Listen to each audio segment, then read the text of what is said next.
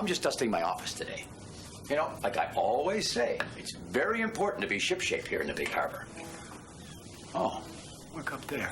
But there's a lot of dust up there. And I bet I can reach it. Oh, no, not tall enough. What can I use? I'll use this stool. That'll do the trick. See now, here we go. No, still not tall enough. I know. I'll put the stool on the chair, and then... Oh, no.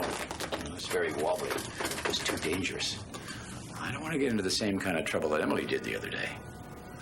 Well, let me tell you about it.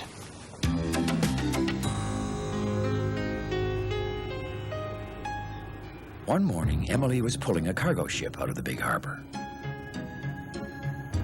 She did a careful turn around Bedford, the little bell buoy who lives out where the harbor ends and the ocean begins.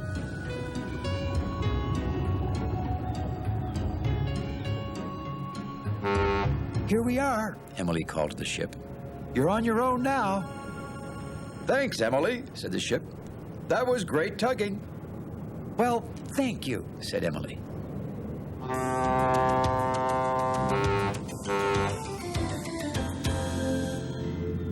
Now, Blandford is another bell buoy who lives further away from the big harbor. Emily did a jazzy little loop around Blandford.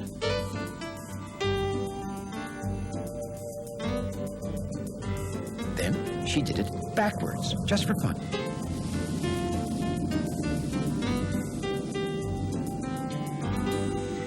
That was a great turn, Emily, dinged Blandford.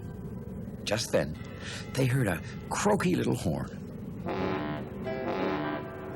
Sure enough, it was Digby, the cable ship.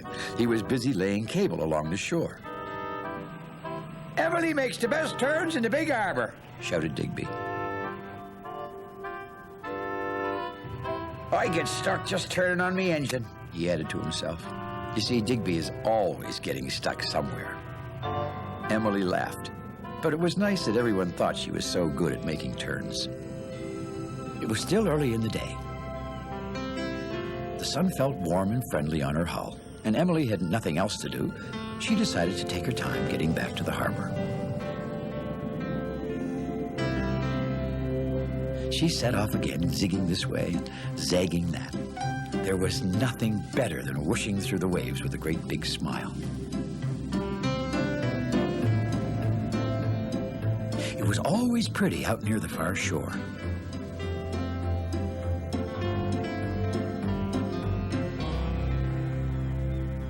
Off in the distance, Emily could see a very special sight. The Pictou Peaks.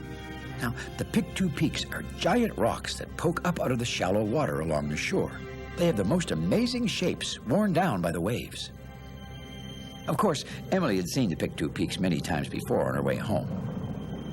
The peaks are a dangerous place for a boat to float, but today, well, today they look different. Today, they look like a fun place to do fast turns. Should I? She thought. Well, the next thing she knew, Emily's engine began to pound louder, and her propeller seemed to be leading her toward the Pictou Peaks without her even doing anything.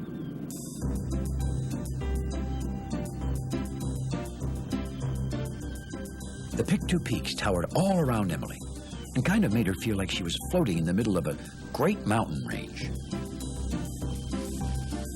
She did a lazy little loop around one of the smaller peaks.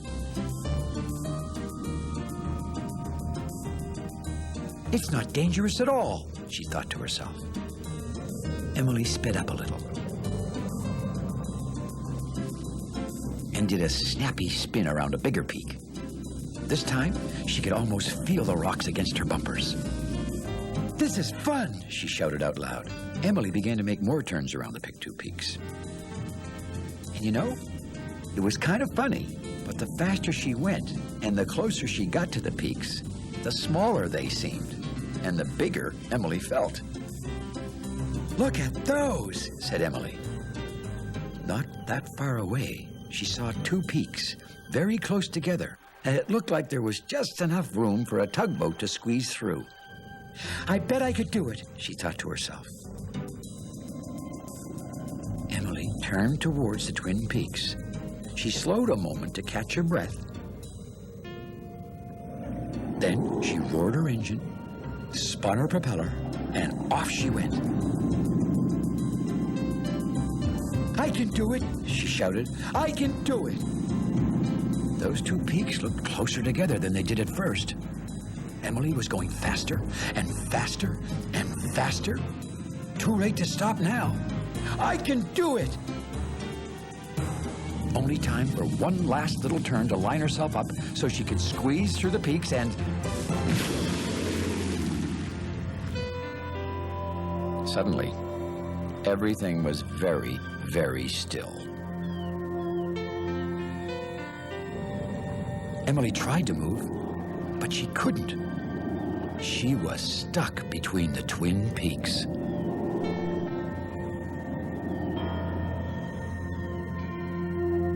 Back in the big harbor, Theodore was waiting for Emily to come home. "Bedford, have you seen Emily?" he asked. "She was here a little while ago," dinged the bellboy. "Isn't she back yet?" "That's funny," thought Theodore. "I wonder where she could be."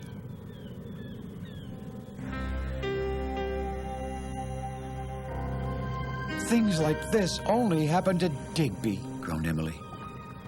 You see, Digby the cable ship was always getting stuck, not her. After all, she made the best turns in the whole harbor. "I bet I could get out of here by myself," she decided.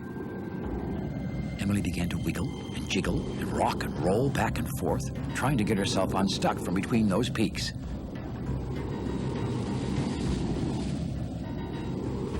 "I can do it," she grunted. "I can do it." But she was only getting herself stuck tighter and tighter. Now who should come floating by that very moment but Digby?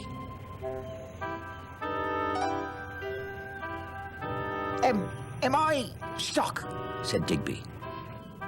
"I'm stuck," replied Emily quietly. Did I get you stuck?" continued Digby. "I got myself stuck," said Emily. "So, you're saying then," Digby went on, "that I am not in any manner whatsoever, at all, currently stuck?" You see, Digby just couldn't believe that someone other than himself was stuck somewhere. Especially Emily. "I won't be stuck for long," blared Emily. Emily roared her engine and tried to push herself free again. But she couldn't budge, not one bit.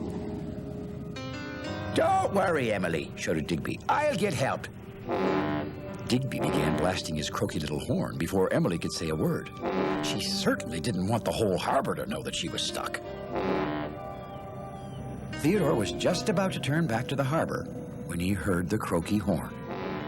"That's Digby," he said. "He's probably stuck again."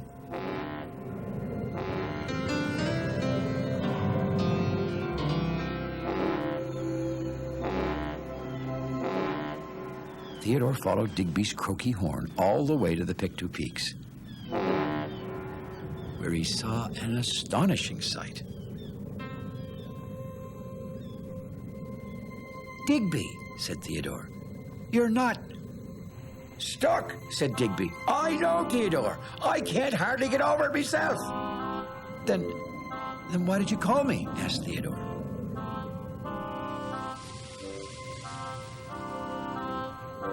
Theodore slowly turned to look where Digby was looking and saw an even more astonishing sight. "Emily, what are you doing there?" "Stuck," muttered Emily.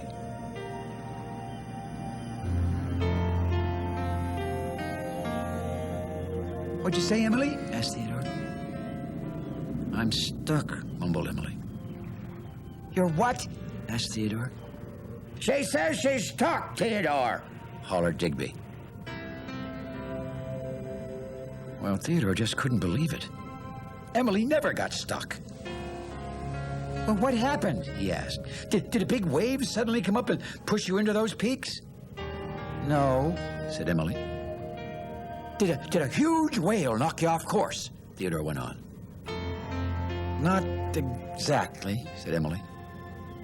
Did you slip on a giant sea snake?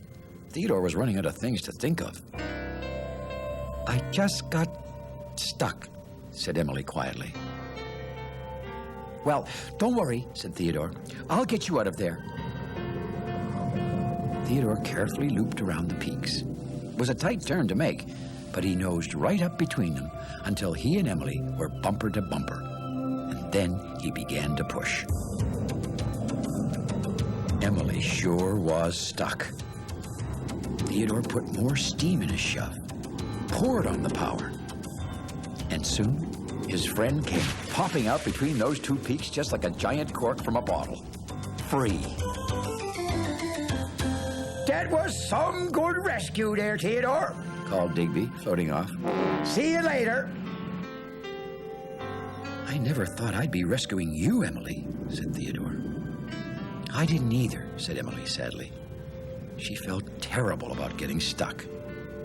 Well, how did you get stuck? Asked Theodore. I was doing turns all around the Pictou Peaks, replied Emily. You were? Said Theodore. He'd never heard of anyone doing that. First, I did a little loop over here, explained Emily. Well, that was great, said Theodore. And then, continued Emily, I did a spin around here. Wow, said Theodore. Emily, you're the best at making turns. Well, for the first time, Emily smiled. And then, she said, I tried to turn right through those two peaks. Right through them? Gasped Theodore. Emily began to head toward the two peaks again. But this time, she stopped. I won't try that again, she said. Emily, said Theodore, can you show me how to make great turns too? Sure, said Emily right away. And so the two tugs set off, zigging this way and zagging that. There was nothing better than whooshing through the waves with great big smiles.